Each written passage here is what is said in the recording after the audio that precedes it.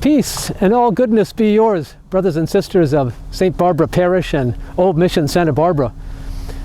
Speaking to you here in front of this beautiful bougainvillea in this month of November when, among other things, we celebrate the great Saint Elizabeth of Hungary, one of the earliest Franciscan followers of Francis who joined that largest branch of the Franciscan family, the secular Franciscans, the so-called Third Order.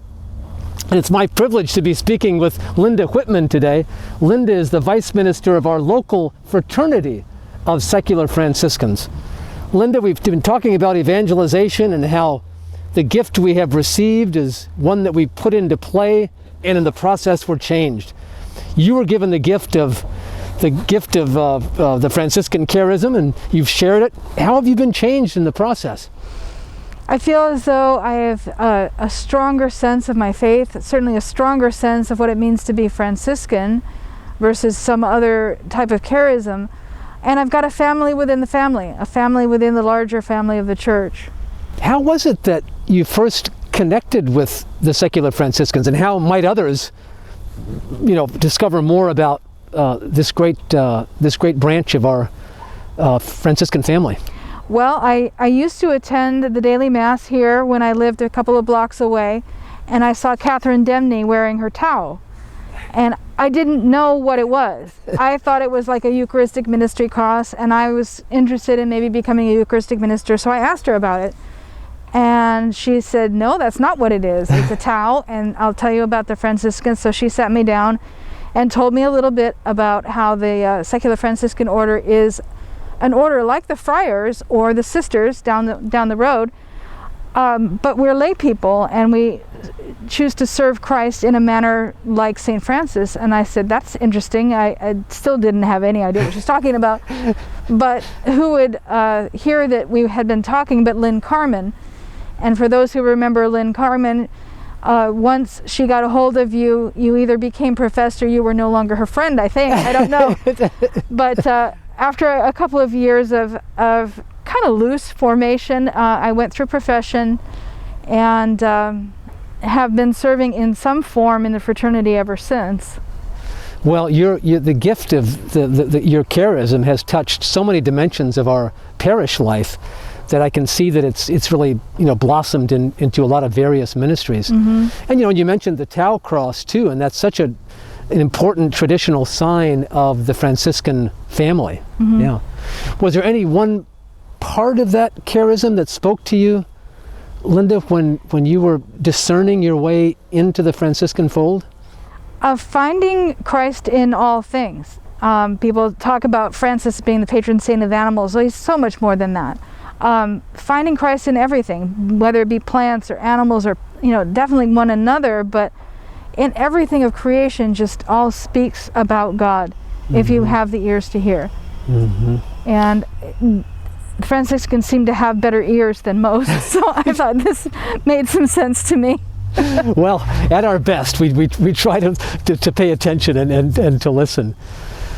Is there anything that you'd like to share about the current life of the secular Franciscan here in the St. Louis the King fraternity?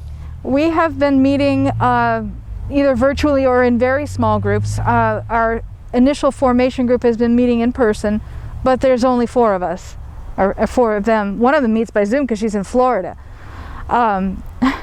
Hopefully temporarily. She may be there forever, I don't know. Valerie Watson.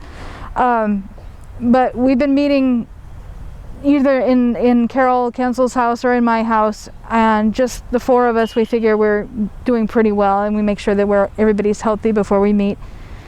And we are done, ready to have them be professed, but we have to wait on profession because of all the COVID restrictions. Well, a lot of us have had to readjust our schedules, but I know it's particularly challenging when you have those who are being prepared to make their vows.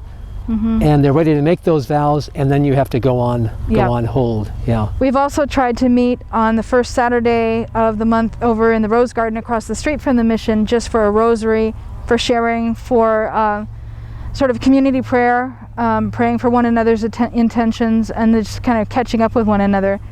and we space ourselves out, wear a mask, the whole 9 yards, but we at least get a chance to be together for those who feel comfortable. And we've brought that one lady in from Florida by Zoom on somebody's phone every time. She's been very faithful. And I hope when we do have a profession date, she can come home to Santa Barbara and be professed with everybody, even if she has to go back to Florida again. Yeah. She's walked the whole distance, and it's only fair. Well, you know, walking the distance is a big part of our Franciscan journey. We are a pilgrim spirituality. Mm-hmm. You know, that horizontal connection, as you said, finding God this way, mm-hmm. in what we perceive and what we behold of the beauty of creation, even in this challenging time.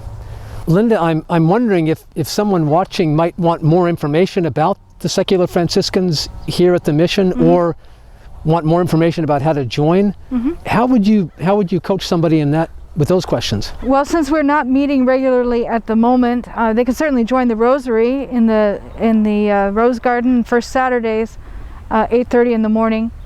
But when we get to meeting regularly again, come to a few meetings, get a sense of who we are, what we're up to, and when we get more than two at least, or more than two, that want to journey together, we'll start a new class. Mm-hmm.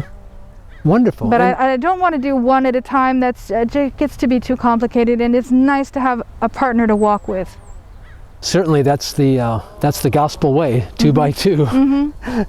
Well, to any of you who'd like more information and can contact us by email, we can direct you from the parish office to Linda and the team, and the email there is parishoffice@stbarbaraparish.org. Again, parishoffice@stbarbaraparish.org. Linda, on behalf of the whole parish, thank you for your commitment. Thank you for your generosity in giving of yourself as part of this great life-giving charism. So important, and so nice to be able to experience your joy in the midst of all this. And to all who are watching, may the Lord give you peace.